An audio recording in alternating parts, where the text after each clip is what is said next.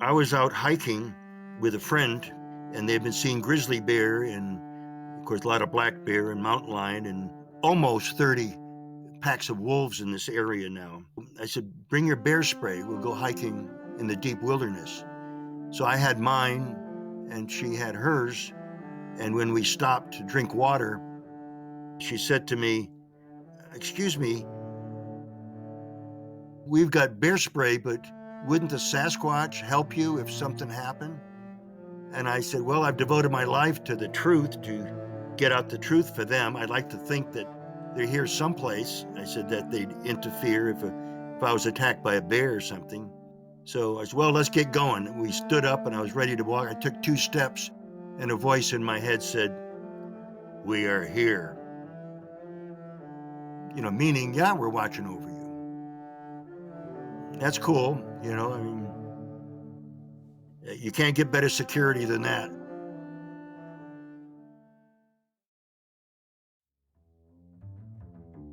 Here's a special unexplained shout out to loyal listeners, Mr. Jimmy from the YMCA and his family and friends. Thanks a lot. We've got a special deal for the unexplained ones. For a limited time, you can save 10% off your purchase at paranormalitymag.com/shop. Just use code BigfootUFO at checkout. We have a new article coming out there soon for subscribers only on the Mystery MH370 videos. Check out paranormalitymag.com/shop. Just use code BigfootUFO at checkout.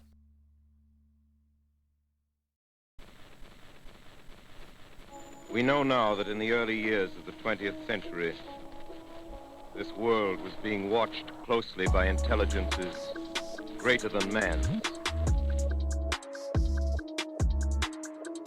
Did the CIA write Wind of Change by the Scorpions?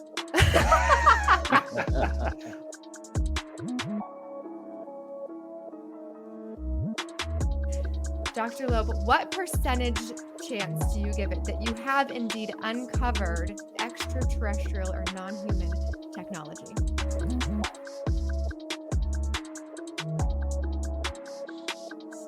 Prior to your abduction, did you believe in UFOs?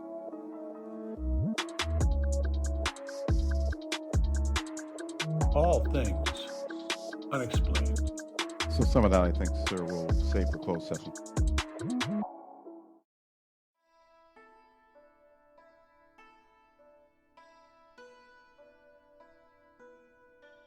We have Bigfoot expert Kewaunee Lapsertitis with us today. He has been doing research and documenting his research for over 50 years now.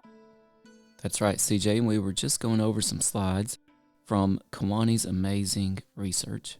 And here's our next slide for you. This is taken in Texas. This Sasquatch is stepping over a barbed wire fence. I could not step over it. I'd get caught up in it if I did, and I wouldn't even try. But easily, it just stepped right over this fence. And behind it is a garden, and it's got a corn cob in its mouth. And this looks very monkey-like.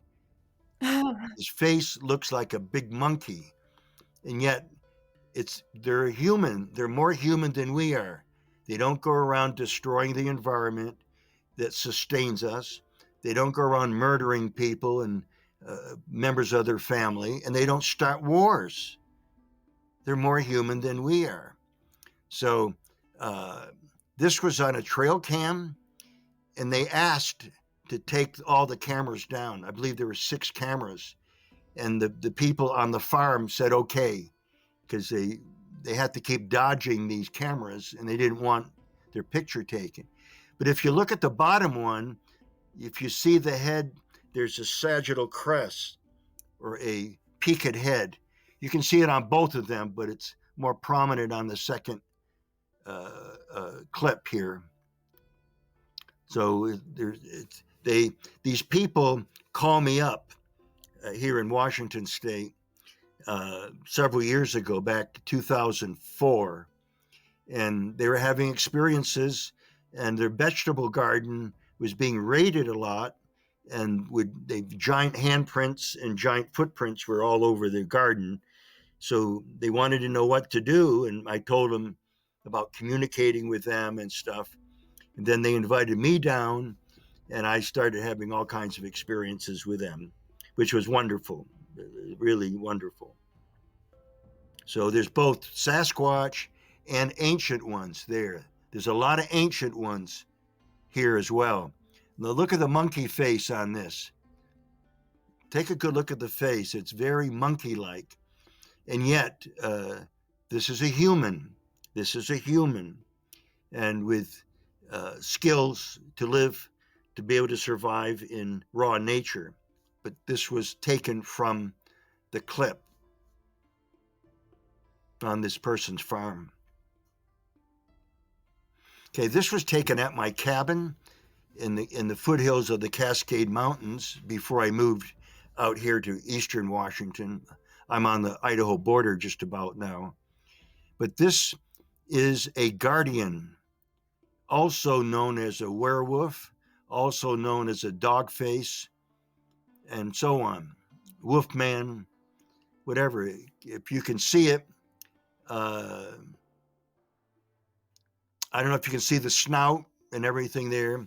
He's standing beside a portal that it's looking to the right. It's not looking directly into the camera. It's looking to the right. So the muzzle is at an angle to the right. Is it dead center in this photo? Yes. Yeah, dead center. Okay. Of course, I've seen it so often, it's just easy for me to see. But Tim, can you see it? Oh, I see it now. Okay, I see it now. Yeah, he's not looking for Little Red Riding Hood. He's just protecting the. They're called the guardians. They're called the guardians. He's protecting the portal. Why would he want to protect the portal? Because evil beings can come through that portal and would want to harass me. Why? Because I'm putting out so much information, more than anybody else has been able to. So they want to stop me from doing that, the bad guys. So they make sure everywhere I go, they build a portal and they watch over me 24/7.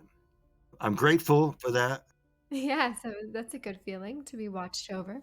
Well, you caught my attention, Kewaunee, when you said that this was near the Idaho border because one of our guests who's been on a few times with us, author Becky Cook, has written a series of books about Bigfoot, lives in Idaho, and she has had incredible experiences with also multiple different kinds of beings in Idaho. So Yeah. there definitely must be something about that area. Well, it's extremely wild. Last week, last Friday, a bull moose came through at the edge of my property. And my neighbor, 100 yards away and into the woods across the way, had a couple of mountain lions come into his place, sizing up his dog, so he had to shoot one of them. That's about 5 years ago. So there's grizzly bear here, black bear here, just about everything. It's one of the wildest places left in the United States. The Selkirk Mountains in this whole region. This here is an ancient one, and with a human face. Actually, it looks a little bit like my landlord. This is a great illustration. So we're looking at an illustration here that totally demonstrates what you're talking about with a very human-like face, but yet a very Sasquatch-like body, and he has sort of an eagle coming to land on his arm in a very friendly way. Well, no, this looks more like my landlord. Just being silly here. This was also a sketch that you got to have a sense of humor, and still. But Sasquatch, they look something like this for sure. Each one looks a little different because they're people, just like we look different to each other. As scary as they look and as sober looking as they are, uh, they're very friendly. Uh, One man, when I was in Oregon, uh, told me that he was attacked by a Sasquatch. And of course, I knew better. And my comment, that's all he said. And I said, "Oh, did he tear your arm off? Did he break your legs? I mean, what did he do?" Well, no, but he attacked me. Well, please tell me what happened. And he said, "Well, first of all, I was fixing my motorcycle inside the garage with a big door open, and there was a shadow, and I looked, and he was peeking in, watching me work on my motorcycle. And he did this for a couple of days in a row. Later in the week, I went for a hike in back of my place into the woods, and he attacked me." I said, "Well, tell me what happened." He said, "Well, he stepped out into the trail." I said, "Okay, then what did he do?" He says, "Then he attacked me." And I said, "Well, explain what it was." He said, "He walked towards me." I said, "Okay, then when did he attack you?" He said, "Well, I don't know. I ran, but he was walking towards me." I said, "Well, that's all he was doing, being friendly, walking towards me." I said, "There was no attack, so stop saying that." He says, "You're giving them a bad name, you know." So, Hmm. and I told him, I said, "They can run 70 miles an hour. They could catch you in a heartbeat if that's what they're supposed to wanted to do, but they don't do that. They didn't do it to you. Why? Because that's what they don't do that." So I says, "So did you try to, connect after that?" "No," he says, "I moved right away, immediately. I got out of there." So living in fear, that's what some people do, but they are different. I mean, take a look at this sketch. I mean, how different, you want to wake up some morning and take a good look at that, it kind of gets your attention. Not particularly, no. Right, right. Now, this is a mannequin that was taken over to the coast, Oregon coast, that somebody put together. And the Sasquatch said that this is very, very close. In fact, they know a Sasquatch friend that looks similar to this one. They said it was so well done. It's interesting. An anthropologist wrote an article and said people are seeing bears and labeling them Sasquatch. Now, look at the shoulders on this Sasquatch. Bears, when they stand up on two legs, their arms drop down. They have no shoulder. Mhm. There's nothing there sticking out. It's just sloping. That's because bears they don't generally walk on two legs, and they're not made for that. So this person, this scientist, is not really. She wasn't really a scientist. She's naive, and is putting out false information without checking. For example, if she looked at tracks that were taken with plaster Paris, many of them you could see the dermal ridges, just like fingerprints. Well, you can't fake that. Plus, if she looked at in the snow, some of the tracks, the gate is 5 and 6 feet. A man can't stretch. I don't care if he's a basketball player. He cannot stretch that. And besides, he has a narrow foot, not this big wide foot that's 18 to 20 to 24 inches long. So all that wasn't even mentioned in the article. So people are making claims that when they really don't know what they're talking about, and it's sad. It's very sad because it gives a distorted view of who the forest people really are. Right, and I love that term, the forest people. And we have a listener, Eliza Harley Quinn, who says, kind of what I was thinking, and Sam of Clan Forshaw, who's listening and watching, agrees. This picture we're looking at, approximately 8 foot tall, reminds them of the movie Harry and the Hendersons. And I was actually thinking it It kind of looks like a cross between Harry from Harry and the Hendersons and Chewbacca from Star Wars. So to me, it looks like a Oh, yeah. cross between those two, and that's how I would describe it. Yes, and uh, a researcher said to me when this movie came out in I think it was 86 or 87, he said, well, it's a ridiculous movie. They even have a Sasquatch walking around inside, and they don't go into houses. Sorry, they go into houses. They walk around, do all kinds of things. There's a MD doctor that I helped last summer connect with the Sasquatch people in Vermont. And finally he said, look, there's so much snow, I can't get up there. I have to wait till the spring. And I said, keep telepathing every night when you go to bed. So I said, they'll come into the house. They'll come to you. You don't have to chase them down. He said, really? I said, that's how it works. I said, I've done this dozens and dozens of times, maybe 70 or 80 times now for people, maybe more, but at least that amount. And they come into the house. So the guy, the doctor, the MD, telepathed, and the second night he telepathed, he heard a giant man walking down his hallway, then into his bedroom. He wanted to ask questions and, have a conversation. And I said, well, what questions did you ask him? He said, I didn't ask him anything. He said, I was so scared, I just couldn't hardly speak or think straight.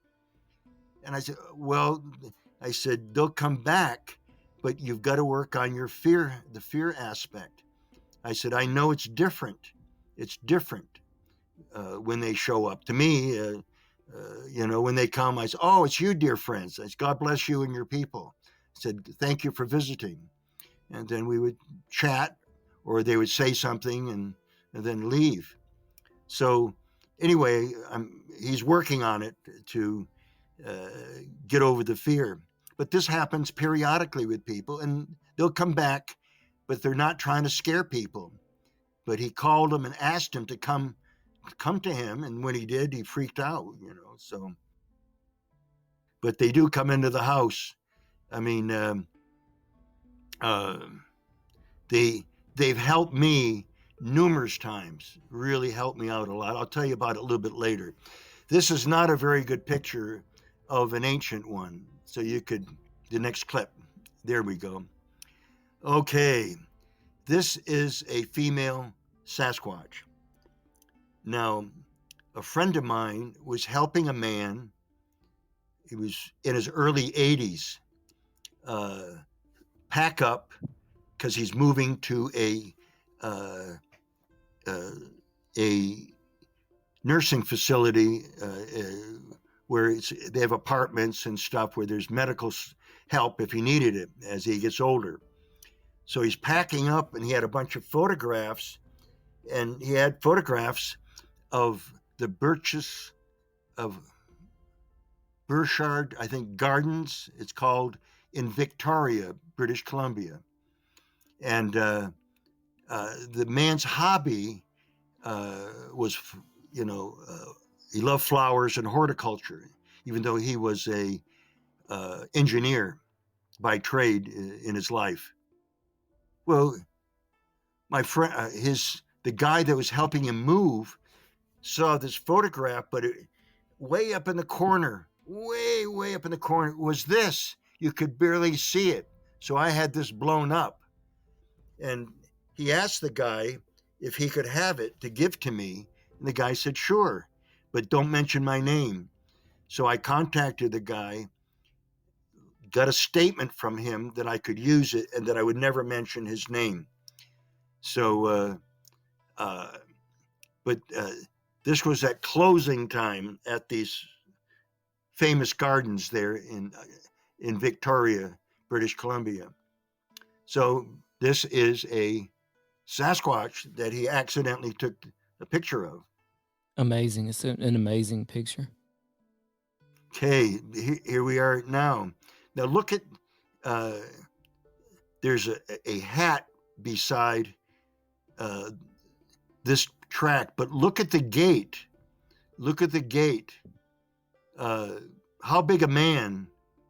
If I were to step, I would step between the two of those because my legs aren't long enough.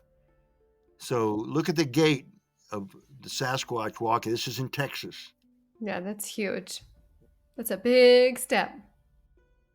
Yep, yeah, and One small step for man, one giant leap for Sasquatch. Maybe I said that backwards. right there you go. One small step for a Sasquatch, one giant leap for a man. That's what I meant to say.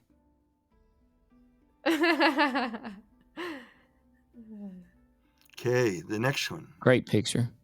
And we're looking at some giant footprints across a snowy yard here. All right, and that's actually the end of the clips I've got, Kewaunee. Those were wonderful. Thank you for sharing those with us. Those were fantastic. For those of you that are listening, you can always find this video on YouTube if you want to check out some of the slides that Kewaunee shared with us. We hope that you will go ahead and do that. And for the remainder of the show, we don't have too much time left with you, which is sad because I feel like we could probably chat with you for the next year and still not learn everything. I know I myself have already learned a lot just listening to you for this 1 hour. So thank you for that.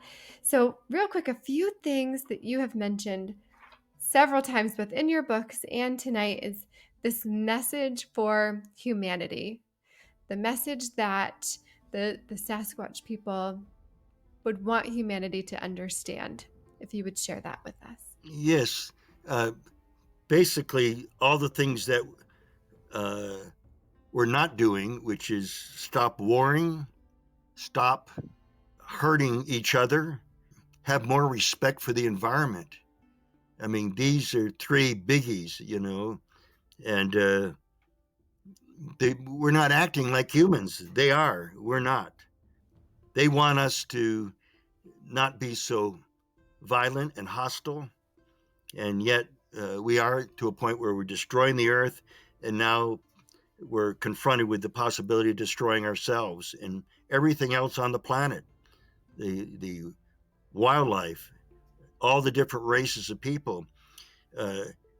If there's a nuclear blast someplace, let's just say if it happens in Europe, it can drift around the world in the different wind currents and settle down on any city anywhere. You can't smell radiation, you can't taste it. All of a sudden, people would be just dropping dead, maybe a whole city of people. So there's, in a nuclear war, there's no winners. Everybody's a loser. Everybody. Right. That's something we've actually talked about a lot on this show, especially in the past year.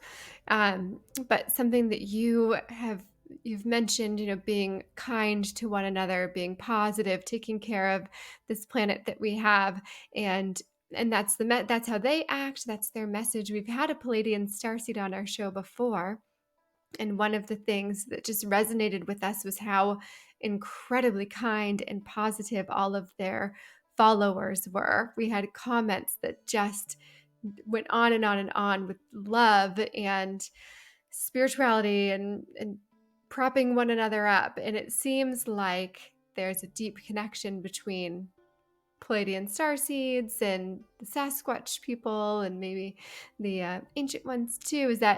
Does it seem like they're all connected? Yes, they are. Even the little people, the dog-faced people, and so on. There's many different races of strange beings out there. Some of them are from the dark side, for sure. So it is difficult to, you could be conned by some other beings, interdimensional beings, and so you have to be careful. And I know that a woman down in Texas asked a female ancient one, she says, "Do you know of Jesus Christ?" And her answer was, "You mean the one who walks on water?" was her reply. So they know, and she started singing a spiritual song, and she was asked, "How did you know that?" She says, "My grandmother used to sing it to me." The ancient one said, "When I went to bed at night." So they take from us what they feel could be something good or positive, and the rest, all the negative stuff, of course, they leave behind, which is good, you know. We're speaking to Kewaunee Lapsertitis, author, researcher. Kewaunee, from your book Sasquatch People and Their Interdimensional Connection, you were just talking about this. I was fascinated by the way you spoke of religion and science and how basically we all have to be open-minded. And I grew up religious. We've seen it on this show. I've seen it too, how these two intersect. Like, I feel like you can be religious and open-minded and still open to the science and the evidence that's out there in front of us and still accept it and see how the two, connect to each other. Like, they do not have to be mutually exclusive. And I love how you talked about that. And you brought it up with the ETs as possibly genetic manipulators or creators. And of course, this is not contradictory of religion in any way. You just need to be a little more open-minded. I would love it if you could share your thoughts on that just a little bit more about the connectiveness between religion and science and Bigfoots, UFOs, and extraterrestrials. Researchers have to start looking at the Sasquatch phenomena from a cosmic standpoint and not be so, so microscopic about it and just zero in, because it's a very complex phenomena, because they're very complex people. And there's a lot of people that call themselves experts when they're really not. Why? Well, they can go on and on and on. I've seen them on the internet and all this stuff, which is fine, but they're more historians, not researchers, because they haven't had any experience. They might have found a track or heard some crashing in the woods, but so what? Tracks don't talk. You can't get that. They're limited information from a track. So it's when a person starts to have telepathic experiences, then they really learn about who the Sasquatch people really are. So there's some people, many of them, calling themselves experts when they carry guns and cameras and refer to them as animals. So I know they don't know hardly anything about the Sasquatch phenomena, and they haven't earned the title of being expert. So I've been called a fraud and a whole bunch of stuff because I'm blatant about this in terms of telling the truth. So that's okay. Those people will never ever have experiences because of their negativity, and that's okay too. I wish them the best, but their approach is not sensitive or respectful. Right. And Kewaunee, I definitely had something I wanted to ask you about. You talked about in Sasquatch People and Their Interdimensional Connection that you actually had the chance to meet and speak to Dr. J. Allen Hynek of Project Blue Book fame. Oh yes, he came down from Chicago. I was living in Milwaukee, Wisconsin at the time, and he came down for dinner. We went out to dinner, spent 4.5 hours together. I've had 3 meetings with him, and after the first meeting, he said, "I consider you," meaning me, my new associate, because you're in the field gathering information where people who are UFO researchers wait for something to happen, then they go into the field, and of course they're gone generally by that time, whatever was there. So it's not this is not an easy phenomena. Either one, the UFO phenomena or the Sasquatch phenomena, is not easy to research. Uh, it's easy for me now, because they come to me, I don't go to them. So The same thing can happen to other researchers if they just work on themselves with no fear, no guns, no cameras, and so on, and not try to lure them or trick them. If you try to trick them, they won't have anything to do with you. Kewaunee listener Eliza Harley Quinn says people fear and criticize what they don't understand or fear. Yeah, and that's true. I would insert debunk there. I think so many folks on Twitter, etc., they attempt to debunk what they fear or don't understand. I was out hiking with a friend a couple of years ago, and they've been seeing grizzly bear and, of course, a lot of black bear and mountain lion, and there's almost 30 packs of wolves in this area now. So I said, bring your bear spray. We'll go hiking in the deep wilderness.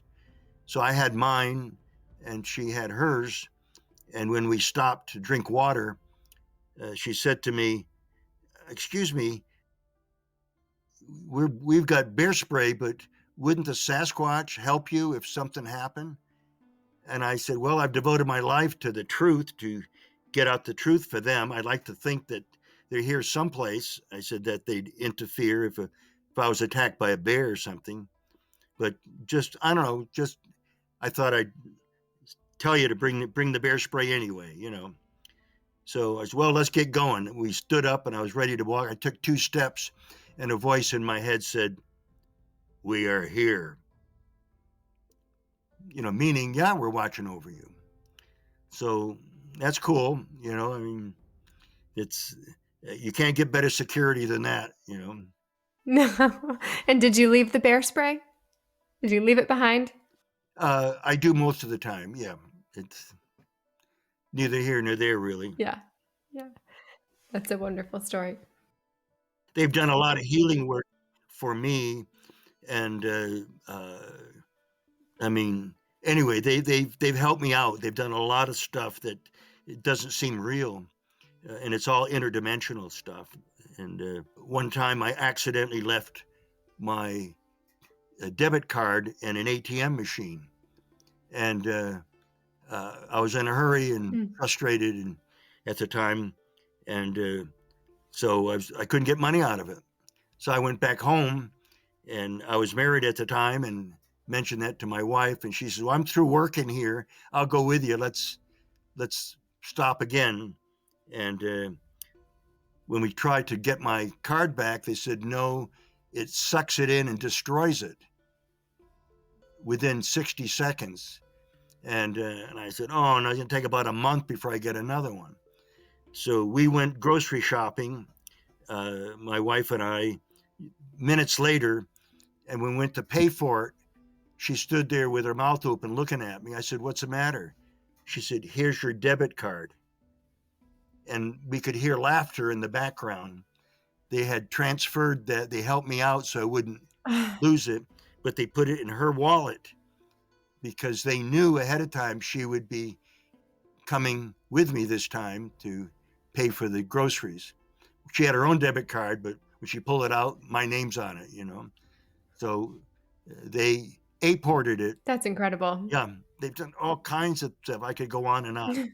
Anyway, just to let you know that, you know, I don't think any of this sounds like they're monsters. You know, the only monsters I know are those that are out there trying to kill them or hurt them in some way. Right. Kewaunee, I wanted to ask you, somewhere on this spectrum between psychic, interdimensional, you talk in your books a little bit about even animal mutilations and Bigfoot, Sasquatches, ancient ones, UFOs, extraterrestrials, somewhere on this spectrum, have you ever noticed anything happening perhaps on a particular frequency or in a way that maybe upset people or animals in the area of these experiences or made them feel bad or sick or dizzy or act strange or anything like that? I'm not sure I understand exactly what you're asking, but everything has a vibration to it, a vibrational frequency. And they've explained to me that they can find people like myself because I have a high vibrational frequency, and because I'm a healer and a master herbalist, and I'm an empath. When people come to me and they're sick and they start breaking down crying, I sit there and cry with them. I can't help it. I'm that sensitive. So this is what they're talking about, having a high vibrational frequency. And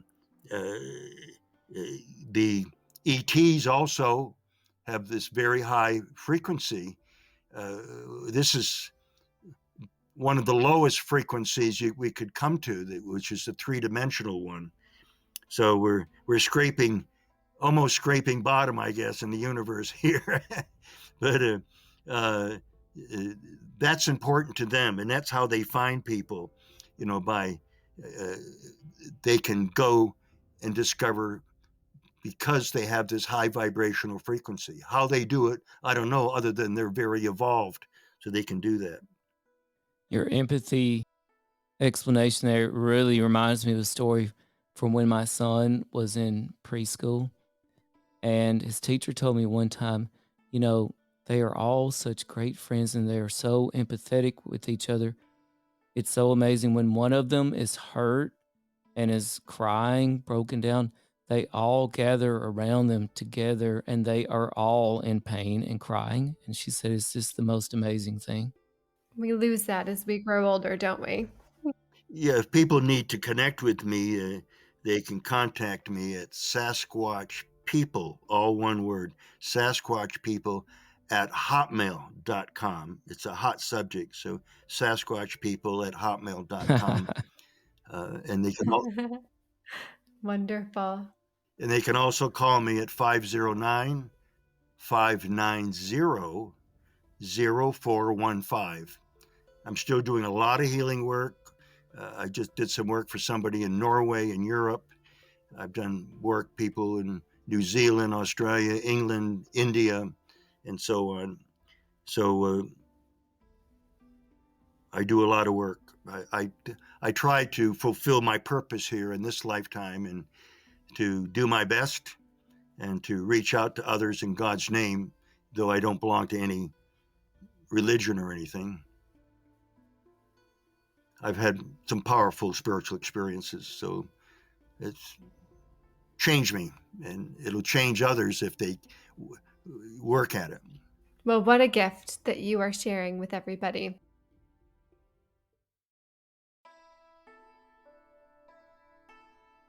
Kewaunee, did you have anything you wanted to leave us with tonight? Perhaps for the folks that have a hard time believing, or for those that are already firm believers? I asked the Sasquatch about 10 years ago if there's going to be a World War III. And he said, World War III has already started. They just haven't dropped the bombs yet.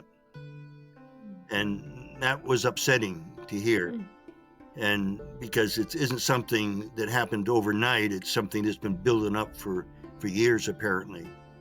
So, stay close to God, however you believe, and prepare, because we're going to go through a very, very dark time.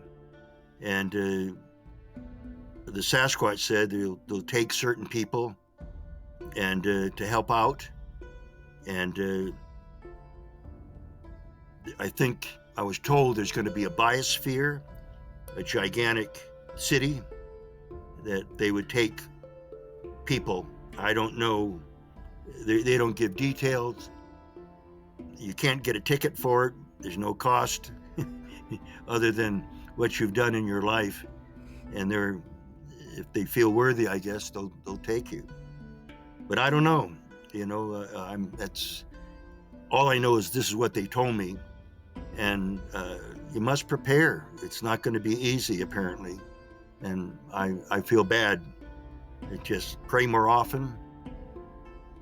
Try to prepare for the coming times that are the trying times. And they know that. They said they'll help us. They'll help anybody. Some people have seen them and they run or don't want to talk to them. when they start talking to them, they run away. So they're trying to help people.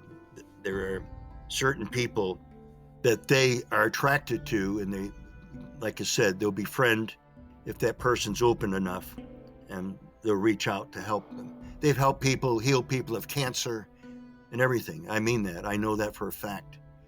But that's another time that I would talk about the healing aspects. But they've done a lot of healing work for people, and myself and the people that I've asked them to go to. They've gone in the hospital even and healed people. I've asked them to. 3 times they did. And maybe I can tell you about that in another time. Yes, we would love to have you back, and it sounds like we could do an entire show just on healing, and it sounds like we need it. Absolutely. I thought that was very sage advice from Kewaunee Lapsertitis, author, researcher. Amazing man. Check out his work. His books are available on Amazon. And I'm going to close tonight with this. And I think this is a great summarization of psychic Sasquatch and their UFO connection. It said, it presents an alternative perspective on the Sasquatch and their potential role in the larger cosmic picture. And I think that that is an enlightening way to look at it. Folks, get off your phones, get out into nature, look up and connect with the world and the universe and the multiverse around you.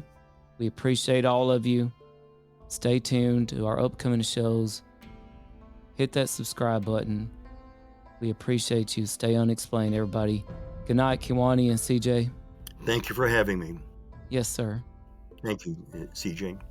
Good night.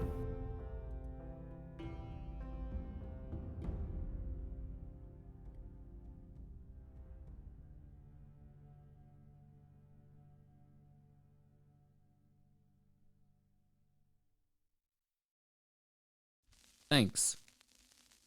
Like, share, follow, comment, subscribe, support. What's your hot take on Travis Taylor?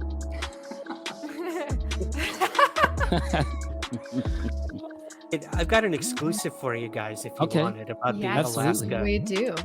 Okay. More at BigfootUFO.com. All things unexplained. So some of that I think, sir, we'll save for closed session.